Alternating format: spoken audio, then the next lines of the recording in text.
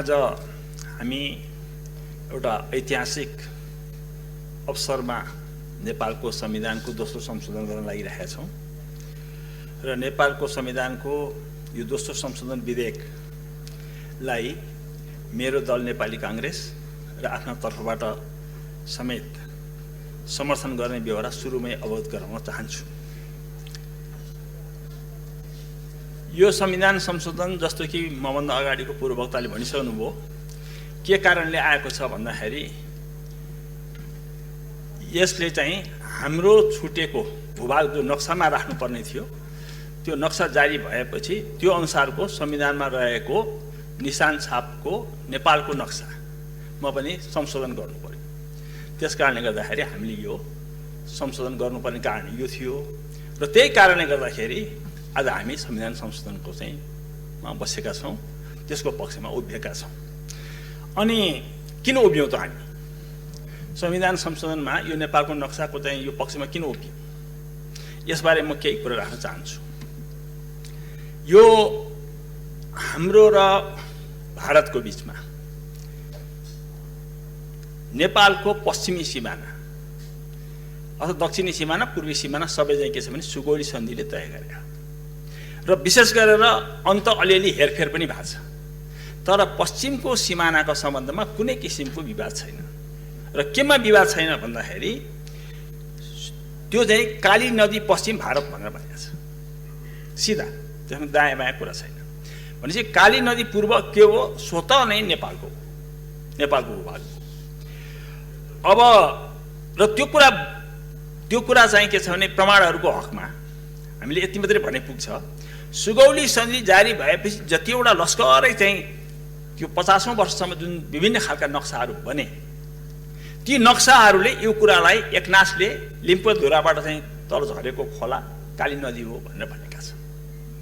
र त्यसकारणले गर्दाखेरि यो काली नदीको पश्चिम भाग भारत र पूर्व भाग नेपाल भनेर भनेको हुनाले अहिलेको हाम्रो नक्सा नेपालको नक्सा के को जगमा भन्दाखेरि सुगौली सन्धिको जगमा उभिएको छ। र सुगौली सन्धि पछि पश्चिमको नक्सा हेरफेर गर्ने गरी विभिन्न शासकहरू विभिन्न प्रणालीहरू यो मुलुकमा गए, तर के छ भन्दाखेरि सुगौली सन्धि बाहेक अर्कोले हाम्रो सीमाको निर्धारण गर्दैन। यो कुरामा चाहिँ फेरि विवाद छैन। अनि यसै बीचमा यो 1962 को भारत चीनको युद्ध हुँदाखेरि भारत चाहिँ के छ भन्दाखेरि आफ्नो कारणवश त्यो नेपालको सीमामा आएर त्यहाँ एउटा सानो प्रहरी चौकी, यसलाई इन्डियन टिबेटन पुलिस भन्छन्, त्यो आएर बस्यो। त्यो अहिले विस्तृत भएको छ, त्यो अहिले हजारौंको संख्यामा छ। त त्यो चेकपोस्ट जुन बस्यो त्यो चाहिँ के छ भन्दाखेरि त्यो बसेको भूभागमा त्यति बेला पनि तिरोतिरान जनगणना देखि लिएर सबै कुरा चाहिँ कसले गरेको छ भन्दाखेरि नेपालले नै गरेको छ। अब उनीहरू आएर बसिसकेपछि यो भारत चीन युद्धपछि भारतको इन्डियन बोर्डर टिबेटन पुलिस त्यसमा आएर बसेपछि एउटा प्रश्न अहिले मैले भारतीय मित्रहरूले चाहिँ उठाएको देखेको छु। नेपालमा 18वटा चेकपोस्ट थिए, 17वटा चेकपोस्ट फर्किँदा त्यो एउटा चेकपोस्ट चाहिँ किन बसेको, अर्थात् नेपालभित्रका 17वटा चेकपोस्ट जाँदाखेरि त्यो नेपालकै भएको भए त त्यो पनि जान्थ्यो नि भन्ने कुरा। यहाँ बिर्सिनु नहुने कुरा के छ भने 17वटा चेकपोस्ट 2008 सालमा नेपाल भारतको सन्धिले चाहिँ के छ भने मिलाएर चाहिँ हामीले चाहिँ के छ भने हाम्रो चाहिँ मिलिट्री आर्मीलाई चाहिँ ट्रेनिङ दिनलाई भनेर बोलाएको र त्यसैको आधारमा चाहिँ के छ भने उत्तरमा चाहिँ 17वटा चेकपोस्ट बसेको। तर 1962 को चाहिँ हामीले बोलाएको पनि होइन भने पनि होइन, आफै आएर बसेको र त्यस दिनदेखिको अहिलेसम्म उहाँहरूको भोगाधिकारमा चाहिँ छ।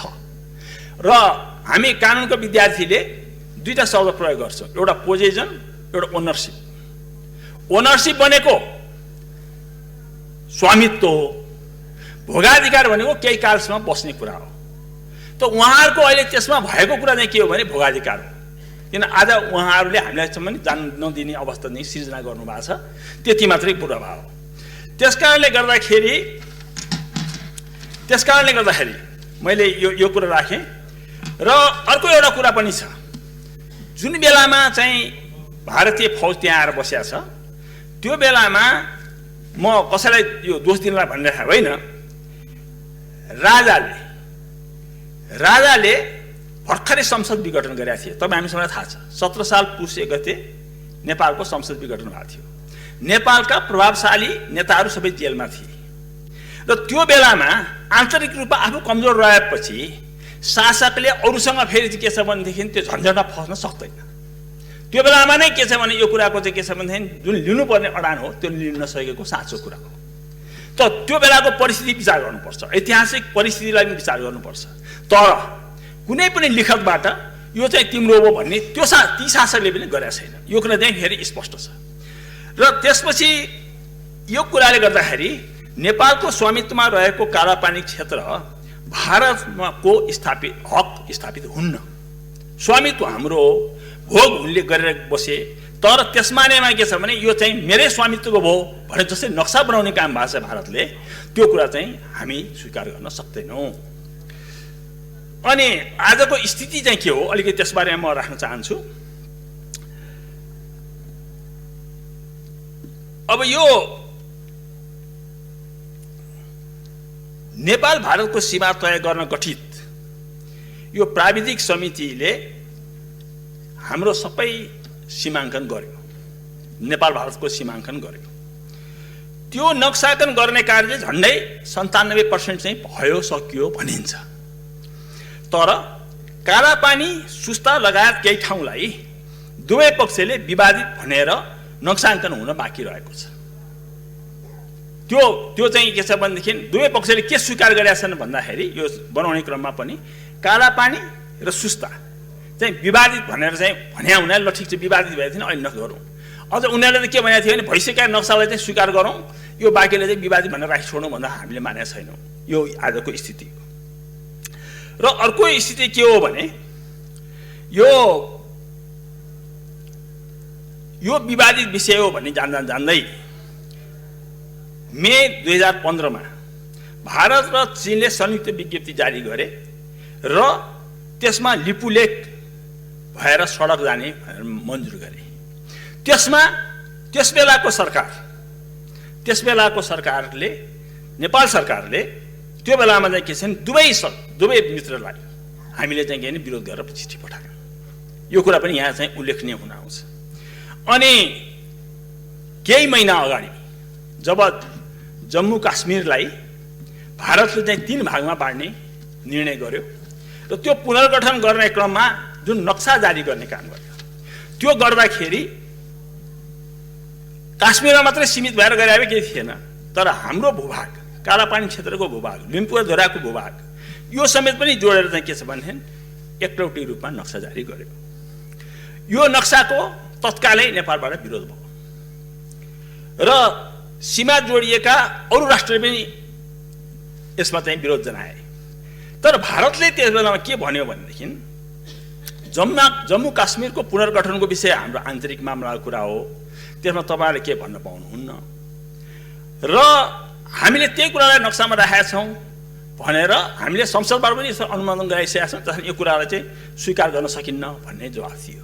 अर्थात् संसदबाट पास गरेको नक्सा भएको हुनाले गर्दाखेरि अरूको कुरा सुन्नु पर्दैन भन्ने आशयको त्यो बेलाको वक्तव्य छ। यहाँनिर यो कुरा उल्लेखनीय छ। अनि अब नेपालले के गर्यो यो पनि हामीले हेर्नुपर्छ। कालापानी क्षेत्र भारतमा गाभेर नक्सा बनाएको कुरा संसदमा पनि जोडले उठ्यो। अनि कालापानी क्षेत्र समेत सामेल गरी नक्सा जारी गर्न सरकारमाथि दबाब पर्यो। मैले एकदम संक्षिप्तमा सूत्रबद्ध रूपमा भनिरहेको छु। जनस्तरबाट पनि ठुलो दबाब पर्यो। जनस्तरबाट नक्सा नै जारी गर्ने काम भयो विज्ञहरू बसेर। र नेपाल सरकारले संयमताका साथ के भन्यो भन्दाखेरि यो कूटनीतिक माध्यमबाट यो विदेश सचिव स्तरीय बैठक तत्काल बस्नु पर्यो, यसले हामीलाई धेरै अप्ठ्यारो पार्छ। भनेर हाम्रो तर्फबाट अनुरोध भइरह्यो। यो चाहिँ इट्स ए फ्याक्ट। किनभने आज सबै भारतीय विज्ञहरूले पनि नेपालले यो भन्दै पनि कि कूटनीतिक प्रयास कूटनीतिक तहबाट कुरा गरौँ भन्दै पनि यो चाहिँ कोभिड पछि गर्ने भनेर जुन कुरा भन्यो त्यो कुरा चाहिँ अस्वीकार्य छ भनेर चाहिँ हामीले होइन, आज सम्पूर्ण भारतीयहरूले यो कुरालाई मानेका छन्, भनेका छन्। त्यसकारणले गर्दाखेरि मैले अहिले के भन्न खोजेको भन्दाखेरि यो त भएकै थियो। त्यसमाथि फेरि के छ भनेदेखि नक्सापछि फेरि दिल्लीमा बसेर त्यो ट्र्याक रोड चाहिँ के छ उद्घाटन गर्ने काम भारतीय रक्षा मन्त्रीले गर्नुभयो। त यसले गर्दा के भयो भनेदेखि त्यो घिउमा अलिकति आगोमा घिउ थप्ने काम फेरि त्यसले पनि गर्यो। त्यसकारणले गर्दाखेरि के छ भन्दाखेरि अब नेपाल सरकारसँग कुनै अर्को विकल्प रहेन। हामी विकल्प रहित हुन्छ नि, एउटा भित्तामा ठेल्दै जाँदाखेरि हामी भित्तैमा पुगेपछि के हुन्छ?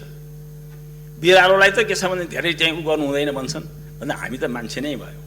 मुलुककै कुरा आयो, मुलुकको जग्गाकै कुरा आयो, भूमिकै कुरा आयो। त्यसकारणले गर्दाखेरि के छ भन्दाखेरि नेपाल सरकारले दबावको बिचमा जनस्तरबाट, संसदबाट र चाहिँ सम्पूर्ण नेपालीको तर्फबाट जुन दबाव बढ्यो त्यो दबावलाई स्वीकार गरेर उसले नक्सा जारी गर्यो। र नक्सा जारी गरिसकेपछि अब स्वाभाविक छ संविधानमा रहेको निशान छापमा रहेको नक्सा पनि संशोधन गर्न अनिवार्य भयो र त्यसकारणले आज हामी यहाँ उपस्थित भयौँ। अब यो आज राष्ट्रिय सभामा पेश भएको छ। केही समय पश्चात यो सदनबाट जसरी प्रतिनिधि सभाबाट एकमतले सर्वसम्मतिले पास भएको छ, पक्ष प्रतिपक्ष कोही रहेन, त्यस्तै यहाँ पनि कोही रहँदैन भन्ने म ढुक्क छु र त्यसरी चाहिँ यो चाहिँ के छ भन्दाखेरि यो पास हुनेछ। अब तर मैले यतिखेरै तपाईँहरूसँग कतिले कुरा गरे होला नि, त्यो आफ्नो ठाउँमा सामान्य सदस्यहरू, सामान्य अध्यक्षज्यू, केही प्रश्नहरू चाहिँ के छ भनेदेखि यस बिचमा मसँग उठाइएका छन्। किनभने म संसदमा छु भनेर, म चाहिँ जनताको प्रतिनिधि भएको कारणले उठाइएका छन्। जस्तै कि के नक्सा संसदबाट पारित गर्न आवश्यक थियो? एउटा प्रश्न। के नक्सा संसदबाट पारित भएपछि वार्ताको गुन्जाइस रहन्छ? दोस्रो प्रश्न। के वार्ताको वातावरण बिग्रिएको वा बिगारिएको हो हाम्रो तर्फबाट? के अनायास अपरझट आजको निर्णयमा पुगिएको हो? के हामी वस्तुगत आधारभन्दा बढी संवेदनशील इमोटिभ भएका छौँ? के नक्सा जारी हुँदैमा भूमिमाथिको हाम्रो भौतिक भोगाधिकार कायम हुन्छ? यस्ता क्वेसनहरू चाहिँ मैले वेल मिनिङ पर्सनबाट पनि मलाई चाहिँ त्यो प्रश्नहरू आएका छन्। किनभने छलफलमा त बसियो नि, सबैतिरबाट सबै कुरा चाहिँ सुनियो, यो आएका छन्। म अब यसमा सबैमा जान म अहिले समय छैन, म सिम्पली एउटा कुरा भन्छु। भारत भन्छ हाम्रो संसदले पारित गरेको नक्साबाट हामी फर्कन सक्दैनौँ, किनभने हाम्रो संसदले अनुमोदन गरेका छ। अनि हाम्रो त नक्सा त्यस्तो होइन भनेपछि यदि हामीले आज यो जुन चाहिँ कालापानी क्षेत्रको चिजलाई समेटेर नक्सा बनाएनौँ भने स्ट्याटसको एन्टी कसरी हुन्छ? पूर्वावस्थामा छलफल गर्न बस्दाखेरि पनि तिम्रो पनि संसदले पास गरिरहेछ, हाम्रो पनि संसदले पास गरिरहेछ, फेरि पनि के छ भन्दाखेरि दुवै बसेर कुरा त गर्नु पर्यो नि भन्ने ठाउँ कसरी क्रिएट हुन्छ? त्यसो हुनाले मैले चाहिँ यो संक्षेपमा के भने भन्दाखेरि स्ट्याटसको एन्टीमा पुर्याउनको लागि पनि यो चाहिँ के छ भने यो जरुरी भयो। यो कुरा चाहिँ हामीले बुझ्नुपर्छ र यो कुरा चाहिँ सबै समक्ष, जनता समक्ष, जुन मान्छेहरूले यसमा अलिकति उपशङ्का व्यक्त गरेका छन् त्यो कुरा हुन्छ। र दोस्रो कुरा यो के छ भन्दाखेरि आज हामीले यहाँ पास गऱ्यौँ, भोलि हामी गएर चाहिँ जग्गामा गएर चाहिँ के छ त्यहाँ कालापानीमा गएर लडाइँ गर्न जाने होइन। हामी त फेरि पनि गर्ने त के हो भन्दाखेरि अबको बाटो भने त वार्ता हो, संवाद हो र सिवाको विवाद टुङ्गो लगाउने हो र जति छन् आउटस्ट्यान्डिङ इस्युजहरू हो त्यो सबैमा छलफल गर्ने हो। यसमा कुनै विवाद छैन। र हाम्रो अब मूल टार्गेट, हाम्रो मूल लक्ष्य भनेको कालापानीबाट भारतीय सेना फर्काउने हो र त्यहाँ हाम्रो नागरिक शासन त्यहाँ लागू गर्ने हो। यो हाम्रो अब लक्ष्य हो। र यति भन्दै पनि म अब अन्तिममा नेपाल भारत सम्बन्धका बारेमा अलिकति कुरा राखेर आफ्नो कुरा टुङ्ग्याउँछु। मैले सधैँ भन्दै आएको, योभन्दा अगाडि पनि संसदको यो रोस्टरबाट मैले प्रयोग गरेको छु, नेपाल भारत सम्बन्ध बहुआयामिक छ। भौगोलिक, आर्थिक, सामाजिक, सांस्कृतिक सम्बन्ध अटुट छ। वातावरण, वन, जङ्गल, पहाड, हिमाल, मैदानी भाग सबैमा एक अर्कोसँग हामी जोडिन्छौँ। क्लाइमेट चेन्जको सबै कुरामा हामी चाहिँ हिस्सेदार छौँ। वातावरणको चाहिँ परिवर्तनको सबै हामी हिस्सेदार छौँ र सबैभन्दा ठुलो व्यापारिक साझेदार पनि आज पनि भारत नै हो। र सबैभन्दा अर्को महत्त्वपूर्ण कुरा के छ जो अरू मुलुकसँग हुँदैन, हाम्रो खुला सीमा छ। यो आजको चाहिँ वस्तुगत यथार्थ हो। अब कालापानीको भूभाग भनेको कति छ भन्दाखेरि 400 स्क्वायर किलोमिटरभन्दा बढी छैन, त्योभन्दा अलिक कमै छ। अब नेपालको भूभाग कति छ भन्दाखेरि 147,000 मतलब 1,47,000 यो चाहिँ के छ भने स्क्वायर किलोमिटर छ। अब 400 वर्ग किलोमिटरको विवादलाई बल्झाइरहेर यो नेपाल भारतको यति गहिरो मित्रतालाई सम्भवतः भारतले पनि चाहिँ यसलाई बढाइरहन नचाहला, यो हाम्रो अपेक्षा हो। र यसै कारणले पनि नेपालले वार्ता संवादमा जानलाई चाहिँ पर्ने हुनाले हाम्रो तर्फबाट एउटा होसियारी चाहिँ रहनुपर्छ जस्तो लाग्छ। त्यो के भने हाम्रो बोली वचन सबै कुरामा संयमता चाहिँ जरुरी छ। हामीले सब्स्टेन्स छोड्ने होइन, सार छोड्ने होइन। बोलीमा किन चाहिँ के छ भने तिक्तता लिएर आउने, यो आवश्यक छैन भन्ने मलाई लाग्छ। त्यसकारणले गर्दाखेरि असंयमित भाषा टिप्पणी गर्नु नेपालीको स्वभाव पनि होइन र कालापानी विवाद नसकुन्जेल यसलाई लोकलाइज स्थानीयकरण गरौँ कालापानी विवादलाई र बाँकी अरू कुरामा नेपाल भारतको मित्रतालाई हामीले अगाडि बढाउँ। धन्यवाद।